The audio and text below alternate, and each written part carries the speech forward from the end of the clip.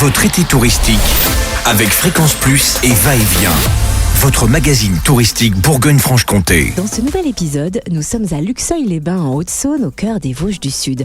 Luxeuil-les-Bains, ville d'art et d'histoire réputée pour ses eaux thermales et pour son riche patrimoine historique composé de monuments, d'abbayes et de sites archéologiques exceptionnels qui promettent une escapade aussi surprenante que ressourçante.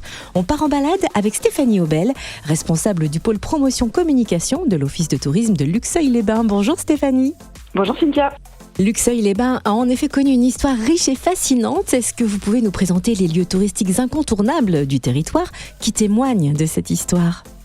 Oui, alors tout d'abord, il y a Luxeuil-les-Bains, on va dire un petit peu le point central de notre destination, qui est connu pour ses eaux thermales tout d'abord, puisqu'il y a un établissement thermal à Luxeuil où on peut encore faire des cures ou de la remise en forme, et qui était déjà connu à l'époque gallo-romaine.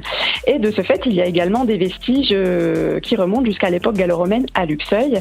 Et tout au long de l'histoire, en fait, Luxeuil va connaître beaucoup d'événements successifs, et notamment l'arrivée de Saint Colomban, un moine venu d'Irlande, qui a fondé l'abbaye de Luxeuil au VIe siècle.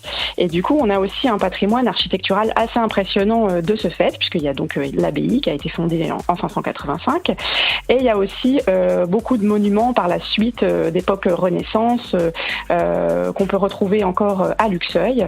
Et on va connaître aussi la Belle Époque, donc c'est l'époque du fin 19e siècle, début 20e, où là, il va y avoir vraiment l'essor du thermalisme à Luxeuil. Et donc, du coup, on va trouver des villas, des bâtiments de villégiature à Luxeuil.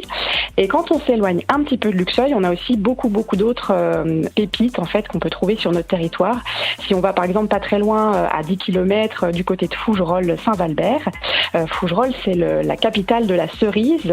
Et il y a beaucoup de vergers. Il y a un patrimoine aussi intéressant au niveau du savoir-faire. Il y a encore une activité autour de la cerise, avec notamment la production de kirsch AOC.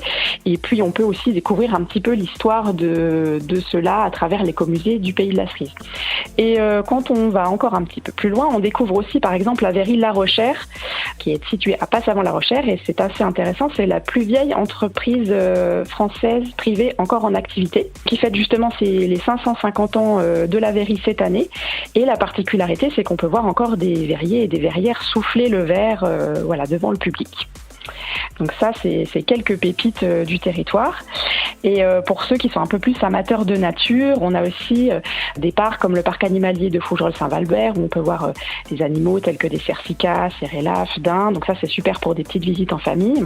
On a aussi le parc de l'Acude à Mailleroncourt-Charette.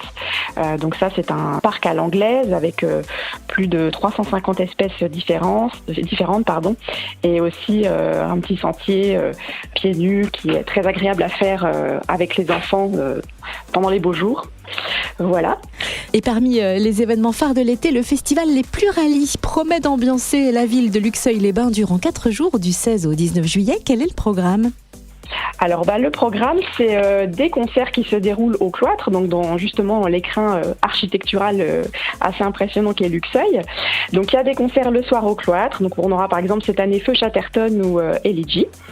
Et ces concerts, ils sont précédés de petites soirées conviviales à l'Auberge des Pluralis, qui est située pas très loin du lieu des concerts, où là on peut découvrir des artistes pendant qu'on fait un petit repas à l'Auberge des Pluralis. Donc il y a aussi des concerts qui sont proposés gratuitement. Le nom Les Pluralis, ça vient en fait de la diversité des arts de la scène qui sont représentés pendant ce festival. Donc ça peut être aussi bien des concerts que du théâtre, que des spectacles d'humour, de la danse, du cirque. Donc c'est vraiment une diversité de spectacles qui est assez intéressante pour toute la famille. Donc c'est très, très convivial et très familial comme festival. Donc ça se déroulera du 16 au 19 juillet au centre de Luxeuil. Et où peut-on retrouver toutes les informations pratiques et l'actualité de l'Office de tourisme de Luxeuil-les-Bains ? Alors toutes les informations et toutes les idées de visite ou de séjour que j'ai citées et d'autres que j'ai pas citées parce qu'il y en a beaucoup, vous les retrouverez sur le site de l'Office de tourisme de Luxeuil-les-Bains Vosges du Sud, donc luxeuil-vosges-sud.fr. Merci Stéphanie Aubel, responsable du pôle promotion communication de l'Office de tourisme de Luxeuil-les-Bains en Haute-Saône. Et maintenant, suivez vos envies, la Bourgogne-Franche-Comté n'a pas fini de vous surprendre. Votre été touristique Vivez-le avec Fréquence Plus et Va-et-Vient. Votre magazine touristique Bourgogne-Franche-Comté fête ses 10 ans. Disponible gratuitement dans les offices de tourisme de la région. Fréquence Plus.